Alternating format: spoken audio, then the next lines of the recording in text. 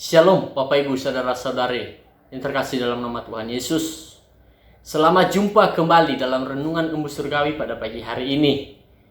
Pada pagi hari ini saya akan mengajak Bapak Ibu Saudara-saudari untuk merenungkan firman Tuhan yang terambil dari Filipi pasal 3 ayat 13 sampai ayat yang ke-14. Saya akan membacakan bagi kita semua. Saudara-saudara, aku sendiri tidak menangkapnya bahwa aku telah menangkapnya, tetapi ini yang kulakukan, aku melupakan apa yang telah di belakangku dan mengarahkan diri apa yang di hadapanku, dan berlari-lari kepada tujuan untuk memperoleh hadiah, yaitu panggilan surgawi dari Allah dalam Kristus Yesus. Saya akan memberi tema pada pagi hari ini, lupakan masa lalu, berlari kepada tujuan. Lupakan masa lalu, berlari kepada tujuan. Bapak Ibu Saudara-saudari, pada pagi hari ini kita akan membahas tentang keluarnya dari masa lalu. Pasti kita masing-masing mempunyai masa lalu yang sangat pahit, yaitu ditinggal oleh keluarga, atau kehilangan pekerjaan, gagal dalam berumah tangga, kehilangan anak, dan lain sebagainya.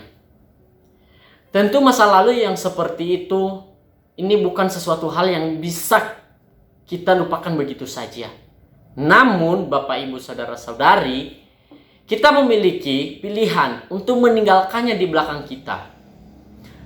Terus mencoba berlari dengan membawanya bersama dengan kita.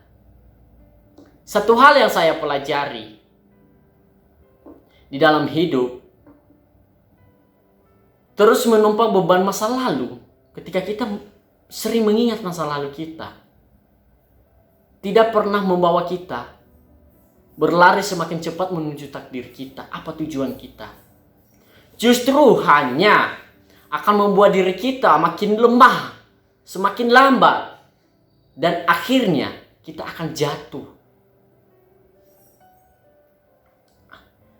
Bapak Ibu Saudara-saudari, jangan membiarkan mengorbankan hidup kita untuk terus-menerus memikirkan masa lalu kita yang buruk. Setiap dari kita pasti memiliki sesuatu hal yang kurang baik di masa lalu kita. Tetapi kita membiarkannya terus hidup dalam diri kita, atau merusak hidup kita, atau melepaskannya dan berlari maju di dalam hidup menuju janji Tuhan atas diri kita. Bapak Ibu Saudara-saudari,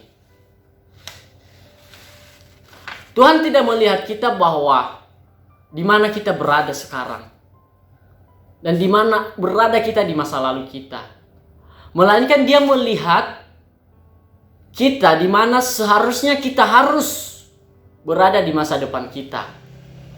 Kebenaran ini terbukti melalui bagaimana Yesus melihat pengikut-pengikutnya.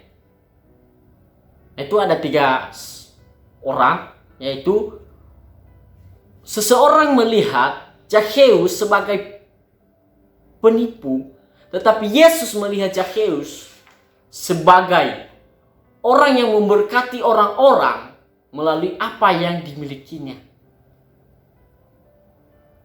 Dan orang-orang juga melihat Petrus sebagai seorang nelayan yang tidak punya pendidikan.